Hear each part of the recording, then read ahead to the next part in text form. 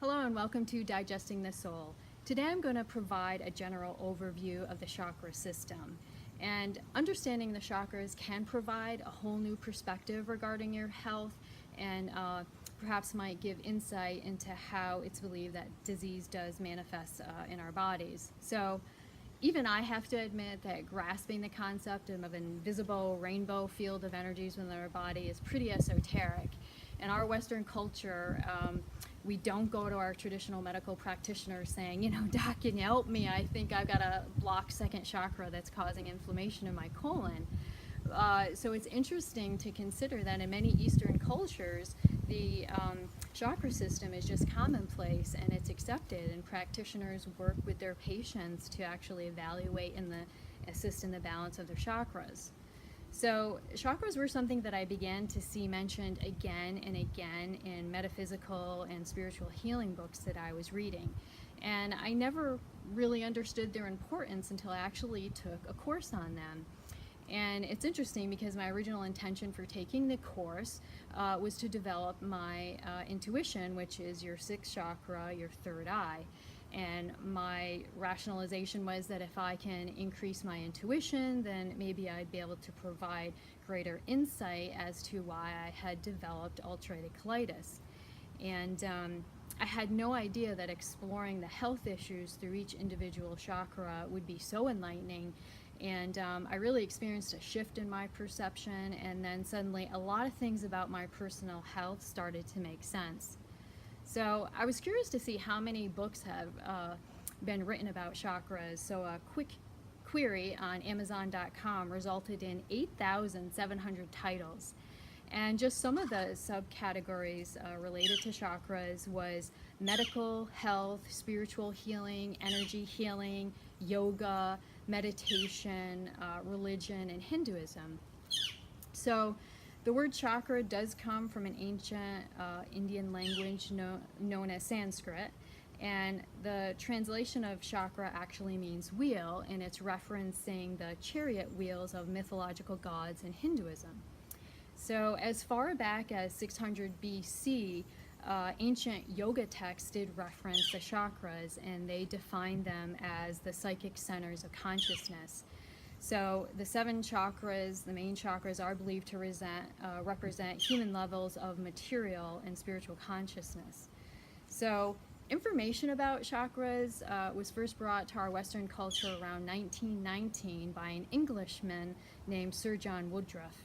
And he spent many years translating two ancient Indian texts, and that resulted in a book he wrote entitled The Serpent Power. And he actually wrote this book under the alias Arthur Avalon. And so there are 7 major locations on the body, and the chakras begin at the base of the spine and they ascend upward to the top of the head. And chakras are basically seen as spinning wheels of light or energy vortexes. And chakras reveal their state of harmony by the light that they radiate, the color that they reflect, and thirdly by their movement. So a healthy chakra would spin clockwise, and they're constantly taking energy in and sending energy out. And basically a chakra's function is to balance our life force. And the front side of a chakra would represent our everyday concerns related to our physical world, and then the back side represents basically our unconscious motivations. And very much like the aura, the left side is feminine energies, the right side is masculine energies. And then in addition, it's believed that each spinning wheel of a chakra has an inner and an outer wheel. And so the inner wheel is providing information about our soul and our life purpose, and then the outer wheel is representing kind of our personal concerns, our problems. It's basically revealing how we're living our current life. And so chakras inform us through the ability to sense energies in our external environment. That's the energy exchange that's going back and forth, much like how I described in the human aura field. And chakras work to unify our instincts so that we can accurately understand our own feelings and our thoughts and our perceptions of our outer world. So Obviously, chakras are not physical. If you opened up our bodies, we're not going to see them the way you would our heart or heart lungs, but they are considered aspects of our consciousness, and they really symbolize each level and progression of the chakras, are symbolizing the maturation process of all humans. So, like the aura, the chakras are always impacting us on the physical, emotional, mental, and spiritual functions within our body. And the chakras are actually working within our physical body through our nervous system and the endocrine system. And chakras are about the size of an orange or a grapefruit, and it's believed that the chakras begin to move progressively faster as they ascend upward. So your first chakra would be moving the slowest, and your seventh would be spinning the fastest. So the lower chakras are always referred to the first, second, and third, and they are the most dense, and that's because they're really related to our earthly concerns. So they're representing, our physical body and the physical material world, and these are centers in which we experience having and using power. Now, the density lessens in the upper three, which is the fifth, sixth, and seventh, because they are connected to more spiritual concepts and higher realms. So they sort of symbolize enlightenment. And it is believed that the fourth chakra, which is our heart chakra, is what unites the lower and upper chakras. So each chakra is considered, as I said, either masculine or feminine. So some chakras are considered male, and that's because they're concerned with an output of energy into the environment. They are the external aspects of our life. And then the feminine chakras would be related to our input energies, more of the internal aspects of our life. And each chakra has a specific color, it has a vocal cord sound, it has a musical note, a planet, a zodiac sign. Each chakra has an element, so it might be earth, wind, fire, water, and each chakra relates also to one of the senses, so smell, touch, taste, sight, and hearing. And the chakras even represent other bodies, so they represent the physical body, etheric, astral, our feeling body, a mental body, a higher mental body, and our soul body. So chakras communicate messages to you through physical, mental, emotional, and spiritual realms. And they're always trying to inform you where attention is required to avoid imbalance. And the balance between all of your chakras is what promotes well-being. Your chakras can be way too open, and a person would experience too much energy through their body, and basically this results in being very ungrounded and an inability to focus and remain calm. You can have a lot of anxiety. But on the flip side, if a chakra becomes closed or blocked, it actually begins to reduce the energy force. It begins to diminish that, and that's how you can be more susceptible to manifesting disease in your body. So any prolonged dysfunction of a singular chakra in your body will begin to create further imbalances in other chakras. And so as I'll go through at the very end, each chakra does relate to specific issues in our lives. So that's how you can really kind of even quickly identify what area, what chakra might need balance or has been neglected.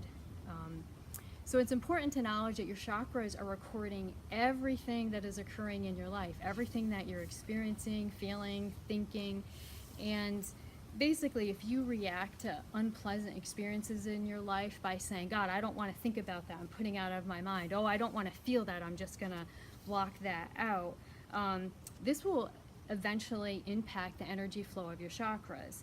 And chakras want you to fully experience your life on all four levels, and they don't tolerate denial, and they will continuously manifest circumstances related to these issues that you must address, trying to provoke you to clear that chakra to get it functioning.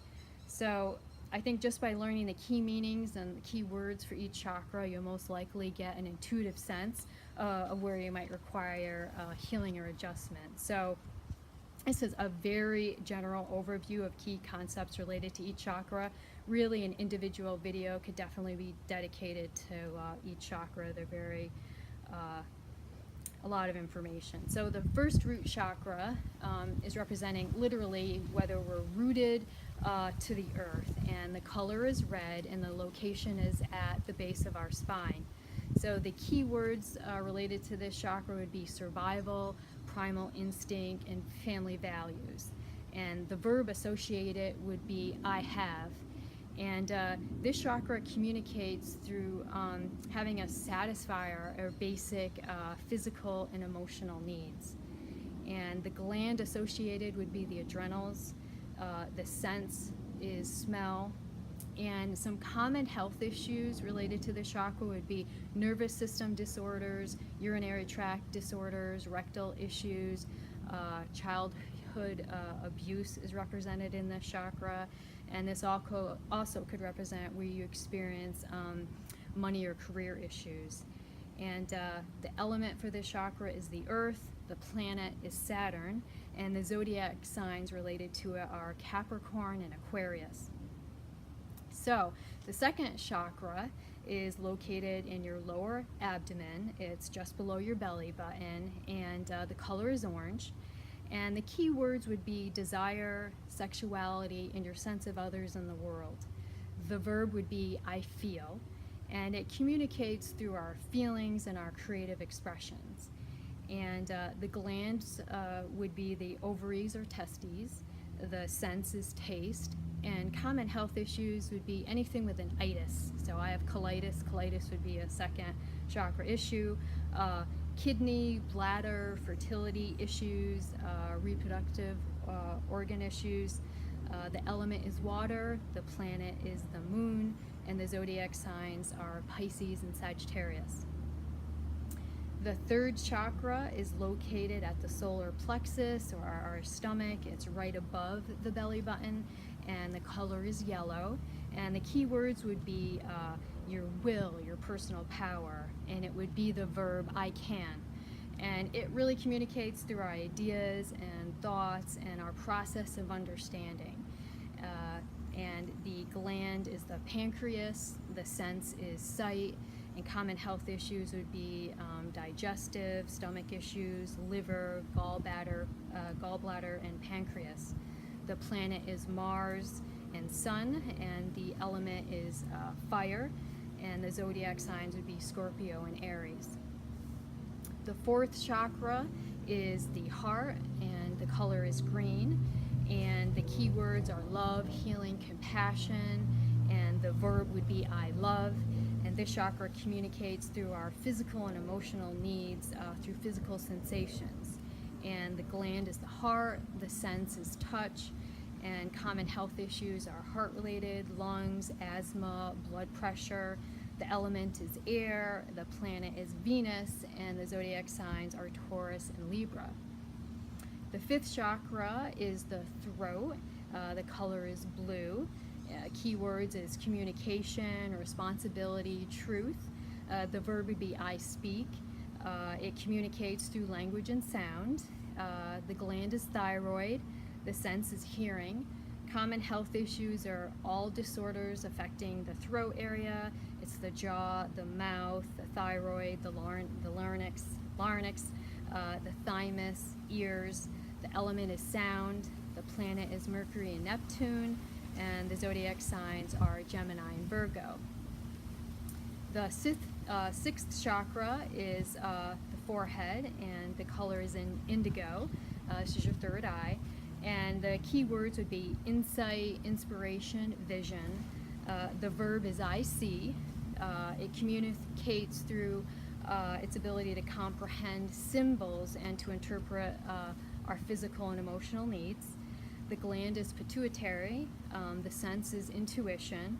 And common health issues related would be glandular and endocrine issues, hormonal imbalances, and your eyesight. The element is light, the planet is moon, and the zodiac is Cancer. So the seventh chakra, the location is the top of the head, the color is purple. The key words are consciousness, enlightenment, transcendence. The verb is I know. It communicates through thoughts about the physical and emotional needs required to guide us towards our life purpose. The gland is the pineal. The sense is divine oneness. And common health issues are related to the immune system, cancers, nervous system, learning disorders, depression, headaches. The planet is the sun, and the zodiac is Leo. So I hope that provides, a general interpretation for you if you are new to understanding the chakras. I do encourage you to further study. There are just so many books out there. Reading several will give you a really good overall understanding of them. Every author has their own unique interpretation, and you can translate chakras from a religious or mythological perspective. You can reference ancient Hindu texts or a yoga text, or reference the Kabbalah. You can interpret them using developmental psychology or applying a Jungian concept of individuation. Astrologers and shamans also have interpretation of the chakras through their archetypes. And one of the ways that I like to interpret the chakra is I liken it to the Fool in the progressive journey throughout the tarot. So I hope you found that interesting. Please, if you have any further comments, just leave me a message and I'll get back to you. And as always, I'm wishing everybody great health, all the best, and I'll see you in my next video.